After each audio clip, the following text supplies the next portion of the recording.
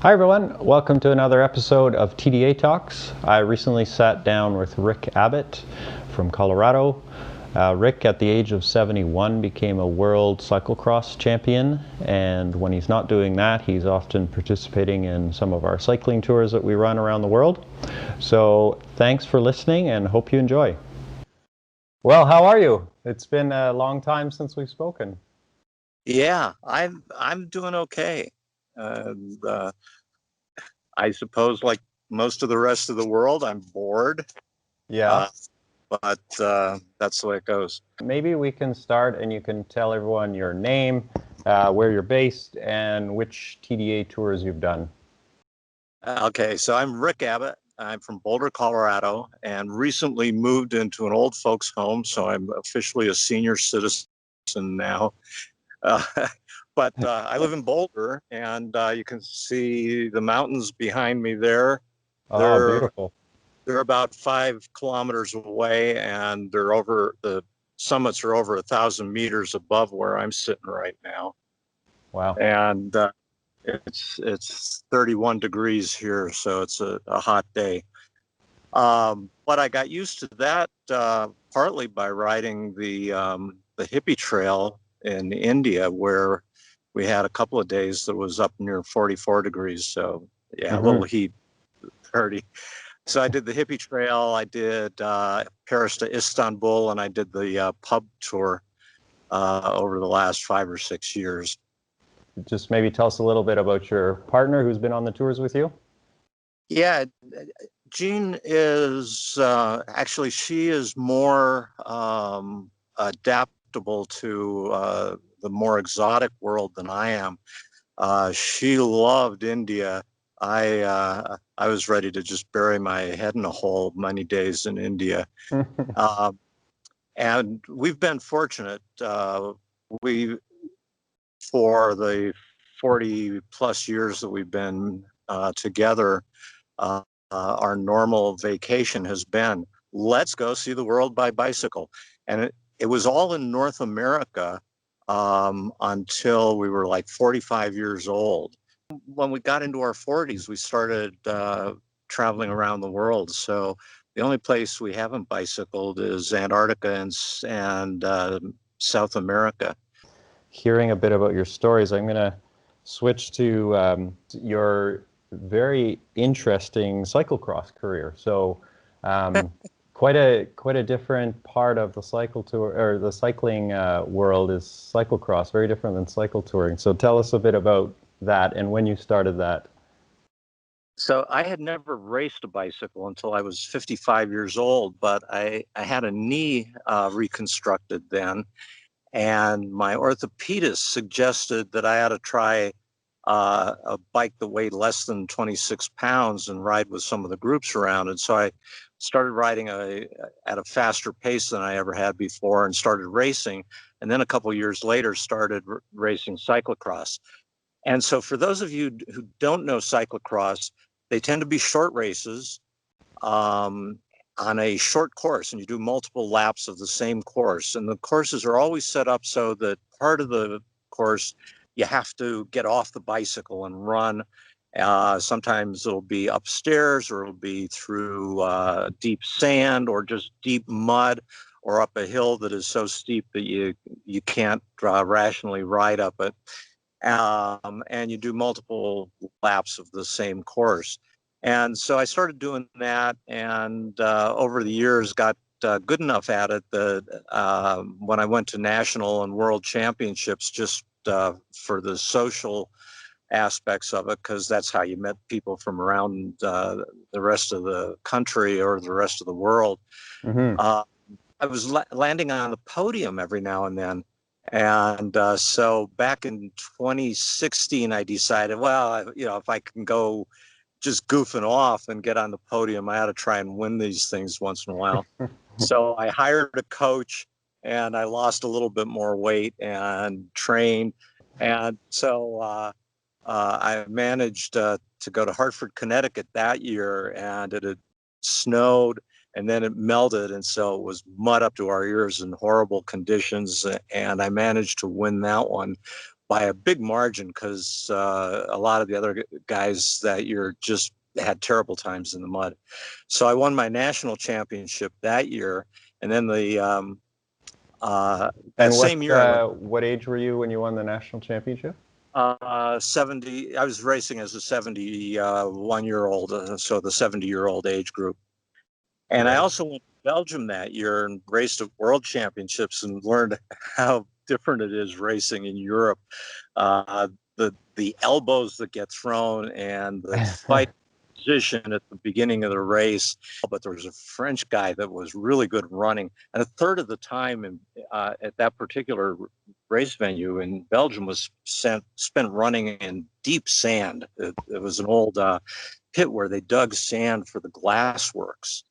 And the French guy was really good running, and so I didn't have a chance against him. He was way ahead of me until halfway through the last lap, when he ran a section of sand that I managed to ride through. I caught up to him, and then on a steep climb that was so muddy, it was like riding in snot, and he made a mistake and crashed, and I actually did ride over his rear wheel. And I went from I don't have a chance to holy cow, there's nobody in front of me, and managed to win. You know, it's interesting that you do something pretty physical and competitive and timed, yet you still enjoy going on leisure tours like ours, which are by no means easy either. They're long trips and covering a great deal of distance. What are the different things that you get out of a TDA tour, maybe that you don't get out of cyclocross? Well, the cyclocross is pure competition, and it's with a bunch of people that I race against almost every weekend for several months in the fall. But as long as Gene and I have been together, so since 1969, we've gone on tours, sometimes just to get away from the world and on camping tours. Sometimes it's been in natural spaces that are interesting. And then when we started going overseas, a lot more of it has been the interest in seeing other cultures. It's very different. And in many ways, it's much more enjoyable. Mm. Yeah, you get a sort of a sick enjoyment out of cyclocross, I think, whereas there's a bit more pleasure out of cycle touring, isn't there? Yeah, and it's an interesting way to see the world because people think you're crazy, and so they stop you and ask, "Why are you doing this?" And so you get to talk to people. And I always try and learn how to say hello in the language where I'm going. There's nothing like, for instance, going to China and saying ni hao, and somebody's face lights up and they start jabbering at you in Mandarin, and you say, "Sorry, I only know 2 words of Mandarin." Do you have any advice for people your age that think that, because for a lot of people it's so intimidating to think about doing a big cycle tour with us. So did you have any advice for people that think like it's not for them, it's too hard? It can take a lot longer to get in training for a long tour than if you're younger. And I think you probably have to do some training beyond just riding around the block 20 times to do it. Because what you really want to do is get in enough shape so that even on the longer days of the tour, you have a little bit of gas left in the tank. But part of it is because a lot of the pleasure of the tours is stumbling into things that add a few miles or kilometers to the tour. So like we were going across India, and Gene and I ran into some young women, and they were going to college. They were at an agricultural college. And so we rode with them out to the college, and it added 5 kilometers each direction to the tour.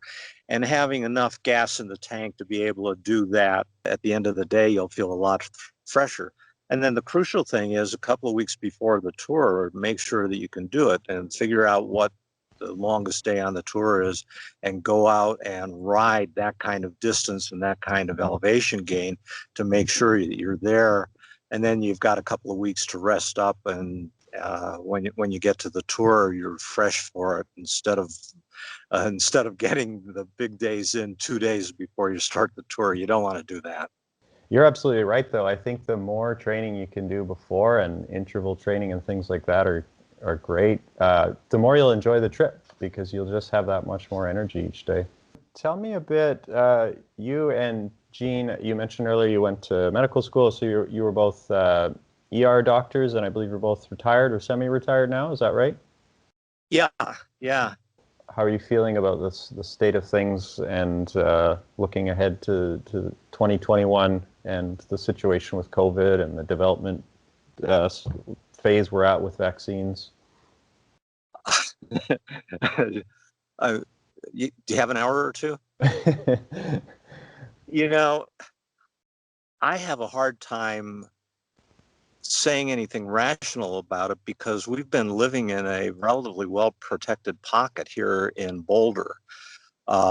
We have not had any big rush of cases, and living in the senior citizens home, we locked down very early on, and our senior citizens place is more like New Zealand. Nobody gets in, nobody gets out, unless you sneak out to do a Skype interview out in the park across the street, like I'm doing now. So we've been so protected that I have no personal experience with it. I've got lots of theoretical experience. And I have a little bit different view on it, because I have a lifetime behind me of doing risky things. I guess I'm moderately hopeful that things will improve. Partly because the fatality rate at least in North America, has gone down so dramatically, just as we've learned how to take care of it better with what we already have. We have a couple of things in the pipe that may give us a better handle on keeping people from getting terribly sick and dying from it. And so even if we get sick, at least it may not have as many people dying as have been in the past. But the other side of the story is we're now finding out how many people get better, in air quotes, but then have developed chronic illnesses. And at least in the United States, our medical system is not at all prepared for having millions of people with chronic illnesses after they so-called recover from COVID. So I'm pretty pessimistic of what things may look like for the next 5 years or so. Whether a vaccine will help or not, boy, that's when I could just toss a coin and give you a very definite answer after I looked at whether it was a heads or a tails, but I have no idea. For you personally, where is your comfort zone, and when do you think you would be comfortable riding again? When and where? Next week. But for touring type riding, there's no danger in the cycling itself. And so then the whole thing becomes one of trying to figure out how to safely have your social gatherings afterwards, and how to eat meals safely, and then how to get a good night's sleep safely. And so I not really too jokingly would say, if I could get into Canada and you were running one of your pop-up tours, I would be on it. I found your Strava page, and there's like a tool there where it compares you to the person whose page you're on. And so I don't use Strava very often, but it was just funny that it said that you ride on average 282 kilometers a week, and that you've done something like 6,800 kilometers this calendar year. So good on you. Does that sound about right? Yeah, that's right about there. I typically do 10 to 12,000 kilometers a year. So, wow. But I don't have any cultural interests. I don't go to concerts. I don't go to parties. Gene considers me pretty antisocial, so mostly I just get on my bike and ride. Right. Do you have a favorite memory from one of your TDA trips? So on the pub tour, we were in England, and it was the 100th anniversary of the beginning of the Royal Air Force. And there was a RAF celebration meeting, and an old guy came stumbling out on his cane. And it turned out he was 92 years old, and during World War II was a belly gunner in one of the bombers. I think it was B-24. And had flown 26 missions. And of all of his friends, he was the only survivor. And his last mission, they landed, but weren't able to put the landing gear down. And I think when you're the belly gunner, you're the first one down when there's no landing gear. And he got beat up so much that for many years he couldn't walk, but he was able to bicycle after the injuries. And so he was glad to talk to us because we were bicycling, and I just got to hear little bits and pieces of World War II history that they're not in any book. One of the things that I wish more people would do on these big tours is to blog about them. If you put out a blog post once or twice a week, or even more often, with a couple of pictures and just a couple of weird memories. All of us run into unusual stuff. Your friends and family will get a kick out of hearing about it. And please send my best to Gene. It would be great to see you guys again together on a bike somewhere. Yeah, you get something going, we'll be there. Awesome. Thanks so much, Rick. Right. Have a great afternoon. Bye-bye. See you, Shanny. Take care. Okay, that's it for this episode. Thanks for listening, and thanks to Rick for participating. You can see more of our TDA Talks series on our YouTube channel.